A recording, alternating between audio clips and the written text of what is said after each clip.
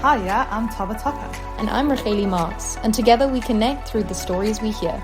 During our episodes, we hope to learn, revolutionize, inspire, transform, and bring relatable content to you. We would like to also discuss and internalize how your story can be someone's savior. This is the official Together We Connect podcast. Hello everyone, it's Racheli Marks and Tava Tucker. And we are back for another episode, and we're very excited to introduce our very special guest. You are Susan Blieden. That is you. Yeah. Do you want to say hi to our audience? Hi everyone, nice to be with you. Thank you so much for being here with us. We're very excited. I know you have lots of stories, but there's one in particular that we think that will be very, very helpful for people in this community to hear. Yeah. And Yes, so first, do you want to tell us a bit about your backgrounds, and then we'll go into your bit of your journey? Alright, so I'm a nice Jewish girl, was brought up in Johannesburg, in Greenside. When I got married, I moved into Yeovil, which was very religious. It was very busy. Very busy and very religious. I studied to be a doctor, and then once I got married, I carried on studying to be a paediatrician. Amazing. You were at my birth. Yeah, well, You were probably at like most of these people's births. Mine too. yeah, then I was at yours too. It's so cool. Yeah. I love saying that. Oh, okay, fine. And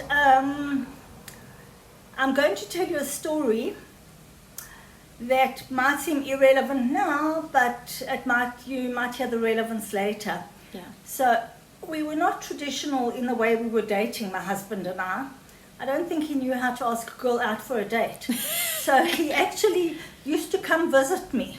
Oh, The first time he visited me was on a Shabbos afternoon at the friends where I used to stay at in Yeovil. I had to move out of my home every Shabbos so that I could walk to the gym, so that I could catch a bus to Baragwana's to do my duties. Sure. And sometimes I caught the bus home, and sometimes I worked the whole day and the whole night.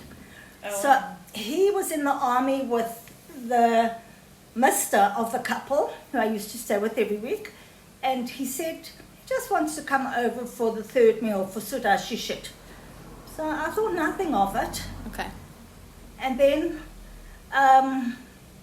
he started visiting me at other places, or he'd just rock up at my house to visit. Oh, sweet man. Or he'd rock up when I was doing my duties at Baragwanath with his father every Sunday, and I thought he was cuckoo crazy.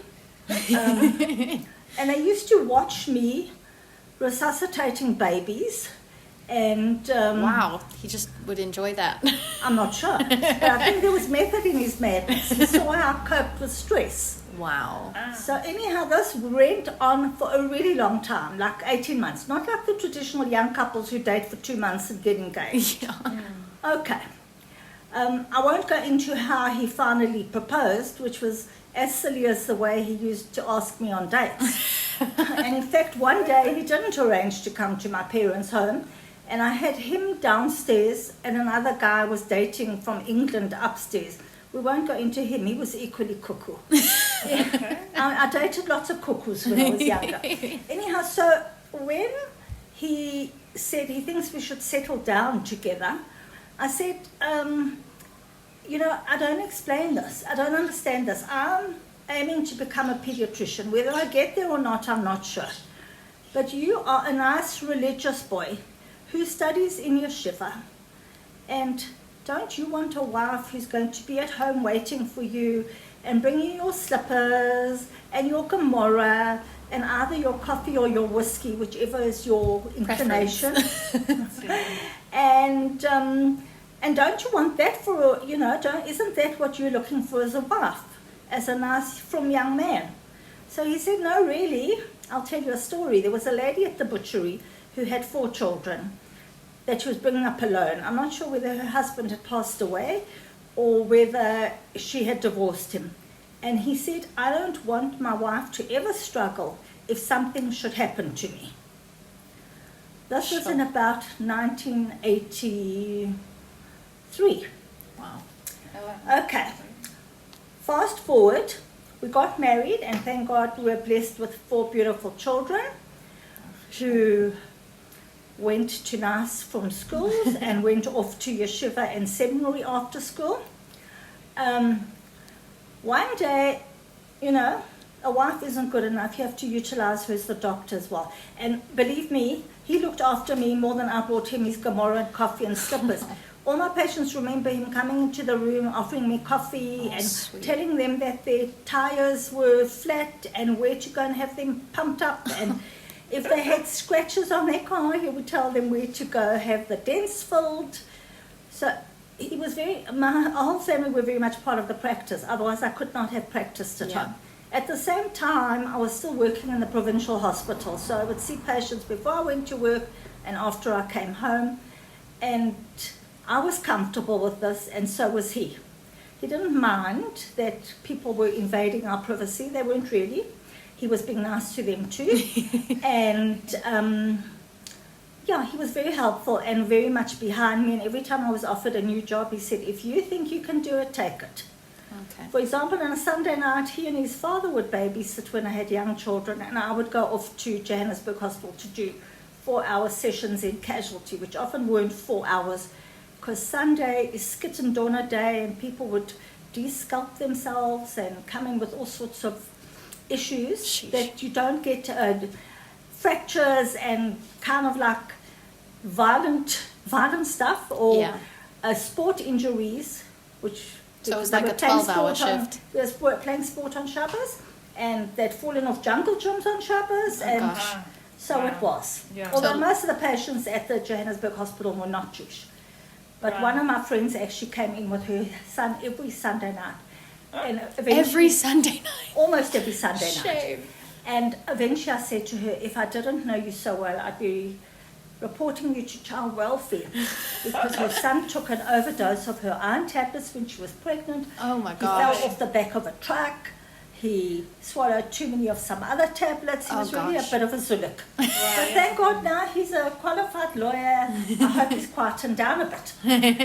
Okay, so we got married, and he used to ask me lots of his medical questions and lots for the family and all his friends, you know, free for all. Oh, So one day he said to me, I've got blood in my urine. What should I do? So I tested his urine, and I said, well, we better go and see a urologist, who then picked something up in his bladder, and he had to have 3 monthly injections of the stuff that we give children for TB vaccines, because it irritated the bladder and it helped the bladder lining to slough off.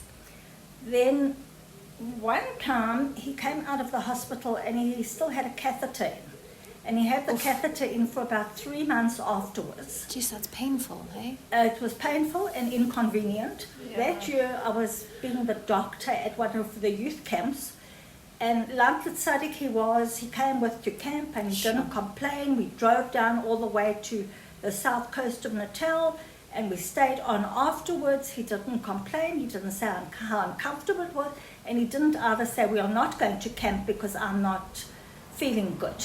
Sure. And then suddenly, several years later, he came to me one day and he said, my legs are very swollen. So I said, okay, well, there are various causes for that. We better do a scan on you to see what's causing it. It could be faulty kidneys, it could be liver problems, it could be something obstructing blood return to the heart. As it turned out, it was glands in his pelvis which were obstructing the blood flow. Oh, wow. And he had to have a biopsy of one of those glands, Wow. and it was cancerous. Jeez. The radiologist was a friend of mine, and he came to say to me, this is what it is, and we then booked ourselves into an oncologist. I say we because we went through the treatment together. Yes. Yeah. Very much. And then he had 3 years of treatment. We arranged it specially for a Friday, so that if he was going to react, I would at least be home with him to look after him. And for 2 weeks of the week, 2 weeks of the month, we would entertain. For the week before his chemo and the week after his chemo, we wouldn't entertain or have any guests because we had to make sure that his white blood cell count, which are the blood cells that fight infection, were good. And after the chemo, we knew that they were going to drop, and we needed to know that he wasn't going to get infection for people in our house. Yes. So that became our lifestyle for a while. For 3 years. For on and off for 3 years. On and off. Okay. Towards the end of the 3rd year, I noticed that he was getting so skinny. I looked at him in shul, and he looked like a skeleton. And I phoned his doctor, and I said to him, I'm really worried. I think maybe he's got secondaries in his esophagus or something obstructing his swallowing. Can we please do a scope or something? Was he struggling to eat at this point? Or was it kind of like an outside perspective all of a sudden? You were like... No, he had no appetite, so Okay. he wasn't really eating a lot. Right. And it annoyed me. It annoyed Shame, me. yeah, like eat. Like, all my life I'd said to him, I wish you'd shave that beard off, and I wish you'd lose some weight. Well, unfortunately, it happened without trying too hard. Yeah. And when I'd go to work, because he really did not want me to mollycoddle him, Yeah. I would leave jugs of water and jugs of Ensure, which is a nutritional Yeah. supplement, all over the house, and say to my helper, please make sure he drinks. Yeah. One day, he went for his chemo and his blood tests, and I got a phone call. It was actually my birthday and my daughter's birthday. And you know, Jews love to have 3 things. So we were on our way to Gold Reef City to have our birthday present and have fun together. But I got this phone call to say he had collapsed at chemo, and he just wanted me to know. He just wanted you to know. He wanted me to know. I didn't go with him Sure. that day. His brother took him. Wow. He sounds like a very low maintenance. Like he was just so... Very low maintenance. Yeah, like... I could give him soya for supper, and he'd tell me what a wonderful supper it was. Shame. So He sweet. was really not a fuss pot at all. So when he said he had collapsed, I said, did they take blood from your port? A port is an indwelling catheter that they give you your chemo through and take blood through so that they don't have to prick you every time, because chemo is pretty toxic to your veins. Yeah. So they said, no, we didn't take blood cultures from the port or from his peripheral blood. So I said, he's coming back, and please take it. Okay. And then we got the result that the port was septic. Now, why I had to tell them that, Oh my I'm not sure. But maybe that came from some of the work I did at the Gen, where I knew that ports got septic. But it was really infuriating that I had to tell the doctor what I thought he should do. Jeez. Anyhow, so we didn't get to Gold Reef City that day. My daughter also had a puncture in her wheel, her tire, and she phoned him to come fix it, because that's what would normally happen. And he said, sorry, I can't. And that was And really unusual. She has diarised that was the day I knew my father was really sick. Shh. Anyhow, this was a Friday, and we were admitted to hospital on Friday afternoon for him to have the septic port taken out, and I asked his doctor to please arrange that he would have an esophagoscopy, a look down his esophagus and into his stomach to see if there was any tumour there. He wasn't experiencing septicemia from No, this. no. Oh, thank God. We were very lucky that he never got septicemia, but he did sometimes have to delay the chemo because of a low white cell count. But really, his chemo was plain sailing for the most part. Thank God. This was in May 2007, and I said to the doctor again, I'm frantic. He is so thin, and I'm really worried about him. He said, there's nothing to worry about, Mrs. Blieden. And I could wring his neck if I could see him, because had he said to me, I think you should be worried, go home, get your affairs in order, I might have been better equipped when he did eventually pass away a few months later. Anyhow, we were admitted that night, that day, and it took ages for his antibiotics to come. And I really saw how hospitals function at the other end, not at the end of being the one giving the instruction, but at the end of Waiting for it. Waiting. Right. And not being the one giving patients getting the treatment that's been prescribed. Sure. Anyhow, he came out and the doctor said, don't worry, and I'll see you next week for chemo. And by the way, all along I've been saying he has got excruciating backache. Do you not think he's got secondaries in his spine? No, it's osteoporosis, softening of the bones. Eventually one day he said, I think you need to go for radiation therapy. I said, why?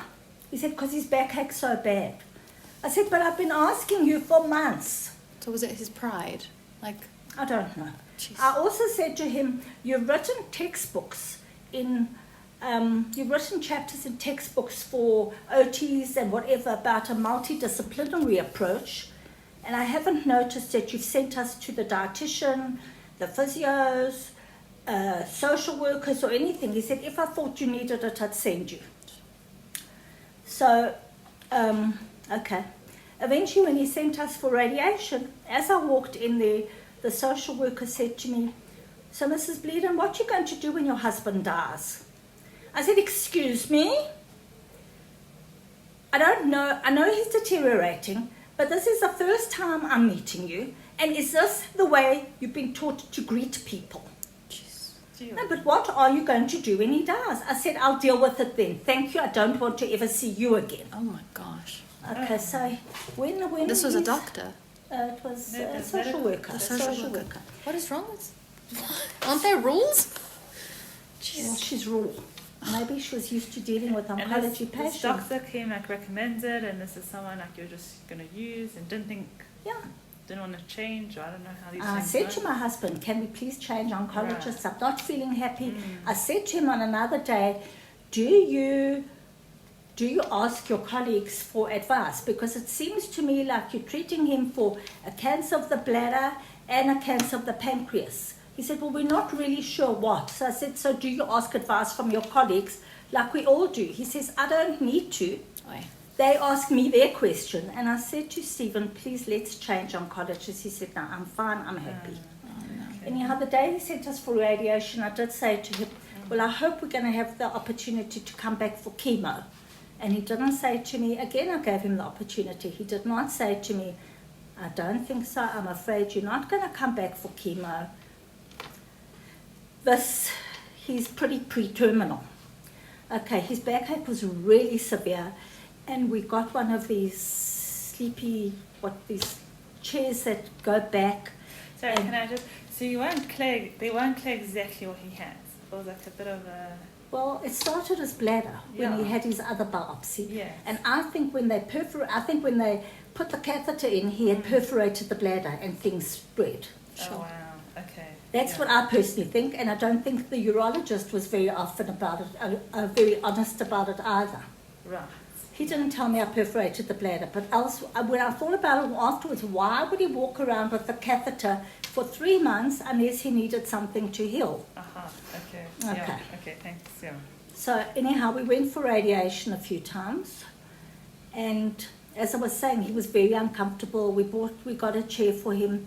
He didn't want to disturb me, so he slept in the lounge at night.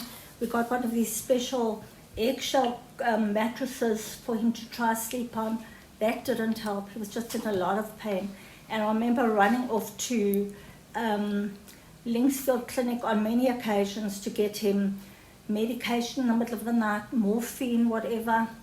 We also had a hospice nurse coming in, which is another regret of mine. He had a lot of lymphedema by now from these glands in his pelvis. His legs were very swollen. She came to bind them up with bandages, but to me, she was spooky. But don't let me put any of you off using hospice. For me, she did not work. She came in with this very low, slow voice. Oh my gosh. That was It's spooky like not for what me. you want to hear. No, I wanted someone bright and chirpy and Yeah. Happy. whatever. Like you. Happy. Yeah. Okay, whatever. So then, I think, one weekend he got very constipated, I think, and he was very uncomfortable. And I said, would you like to go to hospital? And he said yes. And that's saying something. That he said yes. He said right? yes. Sure. Because he was very uncomfortable. And a friend of mine who was a rabbi had been there in the morning with his children, and he came to spend time with us in the hospital. Steven was there probably for 10 days after this. And we had a new physician. Obviously, I wasn't calling his physician from the other side of Johannesburg. And I think maybe that peeved him immensely, that he wasn't in the picture of exactly what was going on. But I hadn't felt that supported by him. And his doctor, who was a lovely Jewish man, would come in every day and he'd say, it's just a matter of time, it's just a matter of time. And I said, just say something nicer to me. But anyhow, slowly his organs started shutting down. Eventually he needed to have dialysis. Maybe I was not well informed as to how far I had to go in terms of treatment and what I didn't have to do. I think after he'd passed away, I found out that I didn't have to do all the heroics I was doing. But I am very pleased that I did, because I feel like we didn't leave a stone unturned. The staff at Linksfield Hospital were outstanding. They put a second bed into the room so that I could sleep with him every night. And if I went home, I made sure that my kids or my brother-in-law were there with him. Intellectually and medically, I thought he could pass away at any time.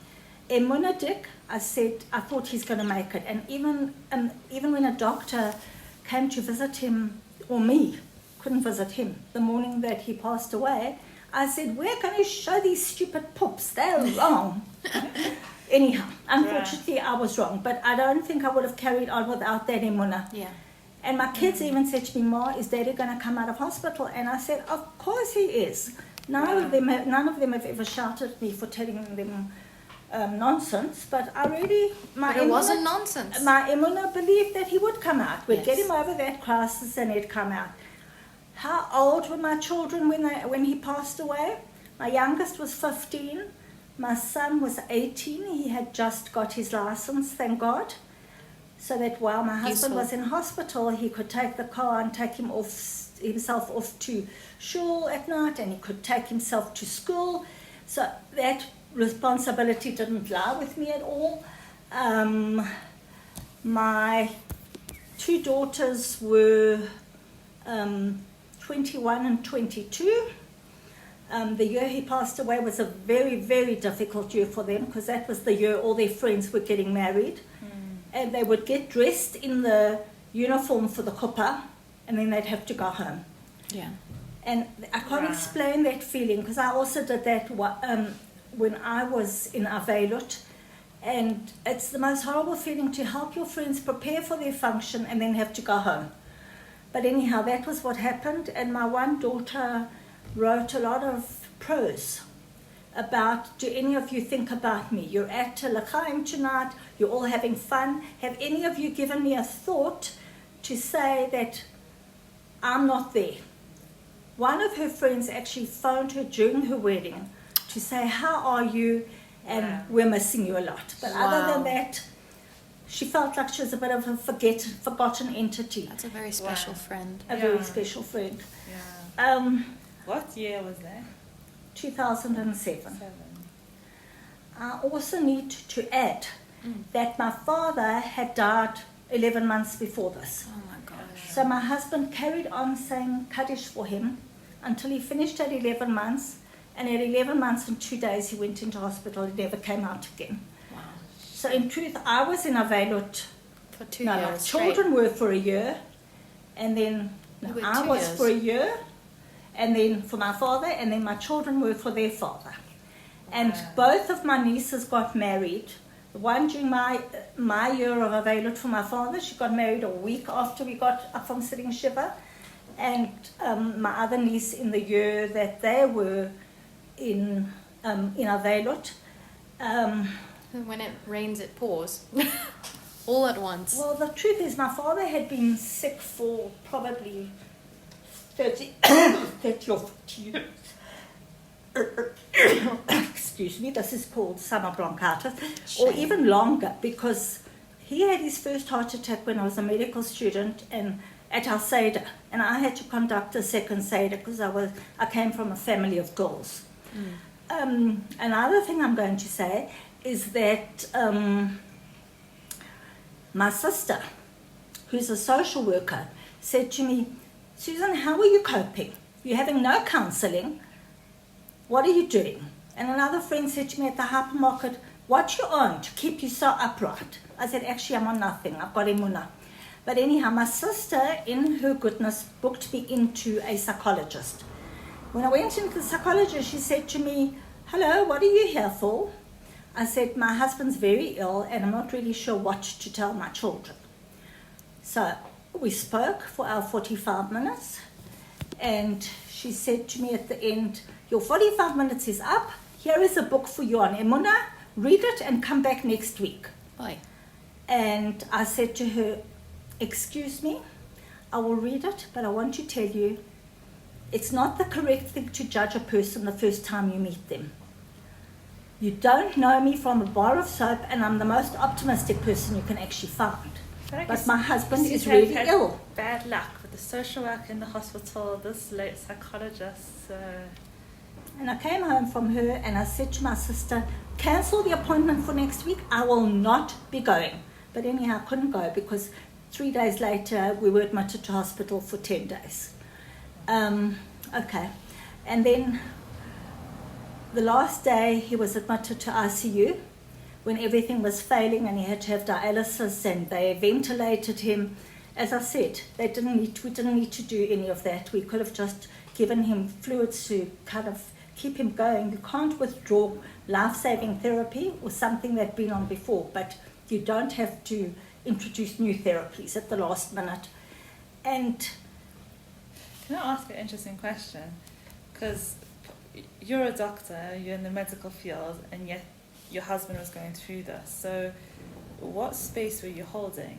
Like was it sometimes what got you through it, or because you focused on the medical, because emotionally it could have been too much or was too much? Or no, I mean, as a doctor, well, I think I watched my father for 40 years suffering and being too scared to do anything because he thought his heart would not hold up. So my mother would change the light bulbs and she'd change the plug on the kettle and everything. She wouldn't let my father climb on a stepladder. So I watched him, and I watched him deteriorating over time. And I think being a doctor, we're taught to save people, but I mean, unfortunately, we've all had to face death in our professional day, and knowing that you can't always save people. I was not in the emotional space. Maybe I was in the medical space, but I accepted my father and my husband because I knew that, I didn't need to see my father suffering anymore from his heart problems. And my husband, like, if his cancer was spreading and he'd had the treatment, there was nothing we could do to help him.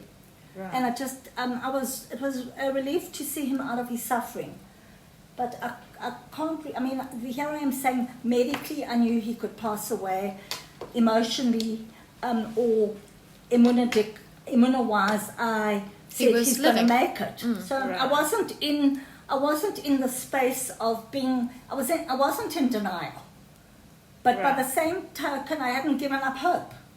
Yeah. And how could I wouldn't have carried on had I not had the emunah, and I don't think I could have carried the children through had I not had the emunah. So anyhow, then, weird as this sounds, at the end, all the children were in the room with him and myself and my brother-in-law, and we just slowly watched the monitors dipping and blood pressure going down, heart rate going down, and he passed away very peacefully, which is not the image I always have of people who pass away. I've got the image of cardiopulmonary resuscitation and punching the chest and dripping and putting drugs in and whatever. So he passed away very peacefully, and I felt like it was a big scut. And then coming back to what he'd said to me when we were dating, he said he wants a wife who'll be able to carry on if anything should happen to him. He had lost his mother when he was 17 as well. So I knew I had to be strong for my children. And I didn't have to try particularly hard. As I said, I accepted that it could happen because he was sick and he wasn't getting better, and we'd done everything we could at the right times, and except maybe for the radiotherapy. But that wouldn't have made him better. It would have sorted out his pain maybe. So I knew I had to, I am, I guess, naturally strong, because if a little child passes away, I can empathize. I sometimes cry with the parents, especially if they've been patients for a long, long time, but I couldn't fall to pieces. And then I was okay, so he passed away in July, and I was okay until Yom Kippur, when we said Unatane Tokef. And I thought, okay, last year my father passed away, this year my husband passed away, who's next? And then I went into a very deep depression. So bad that the psychiatrist who I was seeing thought I should be admitted to hospital. Wow. But again, it wasn't a good match. At my first appointment, she would say, now I'm putting you on XYZ because it's a serotonin inhibitor, and I'm putting you on this because of this. I said to her, I don't care what the drugs do. I want to feel better. Yeah.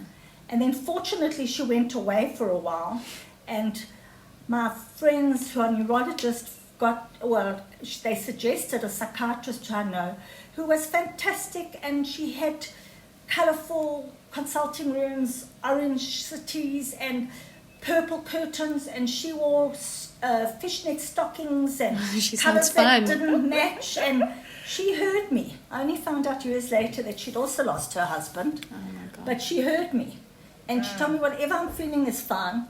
Also went to another psychiatrist, because then I had to go for counselling, and she'd lost her own husband young, so she told me how well I was doing.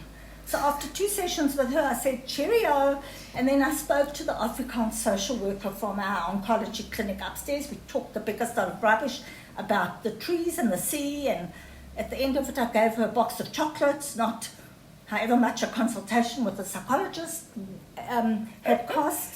And my one sister was trying to counsel me. My other sister was just very tolerant, and she'd just sit in the room with me. I think it was mainly on Shabbos. I just stayed in my bed.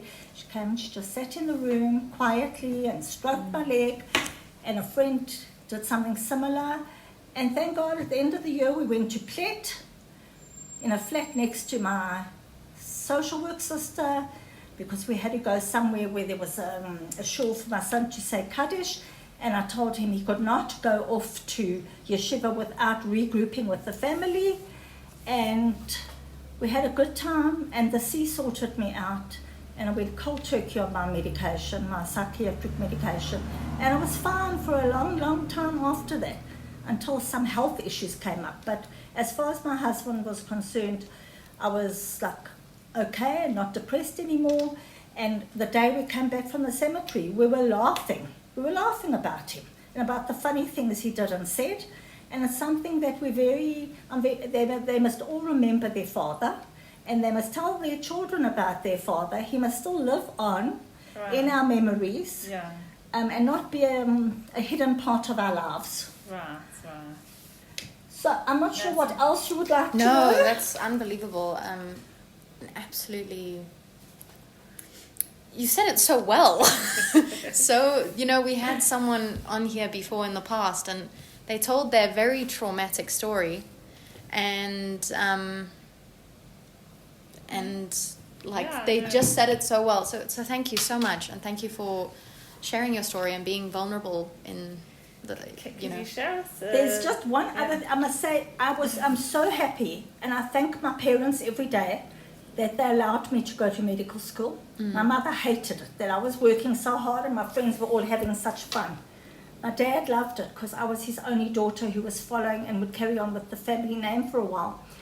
But I'm so grateful to them that, firstly, it gave me the strength and the koach to deal with these things. And secondly, I had a purpose in getting up every day. I was still doing a very meaningful job. Wasn't getting up and just mooching around the house. I had to be at work at a set time. My prof at the hospital was amazing. He said, take off as much time as you like. Leave work whatever time you want, if you've got to go and pay the bills and whatever. Unfortunately, I was a very mollycoddled wife. My husband would do all those things, and I was really left with I was really left with a lot of doubts, because I didn't know where the safe key was. I didn't know where all his policies were. And that's what I'm saying. Had the oncologist said to me, I think you need to prepare, I would have been better prepared. Everyone who loses a spouse loses something different. For me, in addition to losing my life partner, I was also losing the practicalities that he dealt with. And I remember soon after he passed away, there was a storm one Friday night. I was sleeping with my sister, and I came home and there were 27 panes of glass broken. Wow. My pool filter had been struck, my motor had been struck. And I'm not mentally ill right now, but I said to myself, I spoke to myself, and I said to myself, Susan, it's not worth your mental health. So you'll sit on the phone and get people to come fix it, and you'll pay. The first time I forgot to pay my electricity bill, I cried. I thought, this isn't worth it. It's not worth losing my mental health over this. And I kept on saying to my children when I was in the depressed state, guys, you've lost your father, you are not going to lose your mother. Wow. Wow. Yeah. I know we're running out of time, but if someone else is in a similar position to you, what advice would you give them for losing a partner? Because you've told me before, like, it's unfortunately more common than people realize. Yeah, well, if I vaguely know them, I mean, I go to the females more than I go to the males, because that's very difficult. You know, there's the joke that when you lose your spouse as a male, all the females come with their favorite cheesecake and chocolate cake, and then you can choose. So they're all running after you. As I said, I go to the females more than the males, and I say to them, listen, it's different for every one of us. Nobody can say I've been through it, because you haven't. Everyone's relationship is different.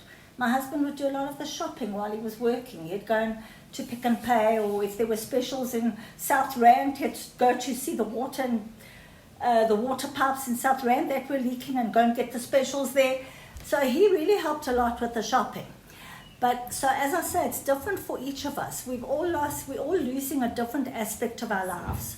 Right. Sometimes the man does all the lift schemes, and as I said, he dealt with all the bills. So I give them my phone number, I give them all my cell number, and I give them all my landline, and I tell them that because I've been a doctor all my life and I get woken up in the middle of the night anyhow, they can phone me in the wee hours of the morning, because that's when you can't sleep, and they can just have a chat. Not that anyone has ever taken me out.